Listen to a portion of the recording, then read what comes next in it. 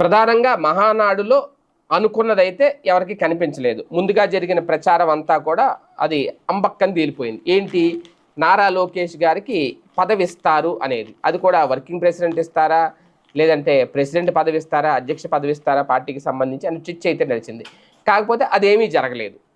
అలాగని చెప్పి వెనక్కి తగ్గారా, విరమించుకున్నారా? ఆంధ్రజ్యోతి, ఈనాడు సైతం కూడా రాసేసింది ఆయనకి వర్కింగ్ ప్రెసిడెంట్ పదవి వస్తుంది అనేది. ఎందుకు వెనక్కి తగ్గారు అనేది ఎవరికి అర్థం కాలేదు. కాకపోతే ఒక వెర్షన్ సోషల్ మీడియాలో వినిపిస్తున్నది ఏంటి అంటే, ఒకప్పుడు ఎందుకంటే లాస్ట్లో మూడో రోజు మహానాడులో, మొన్న మూడో రోజు లాస్ట్లో చివరిలో జరిగిన ప్రసంగం, నారా లోకేష్ గారి ప్రసంగం చూస్తే ఆయన చంద్రబాబు నాయుడు గారిని జైల్లో పెట్టిన సందర్భాన్ని గుర్తు చేశారు.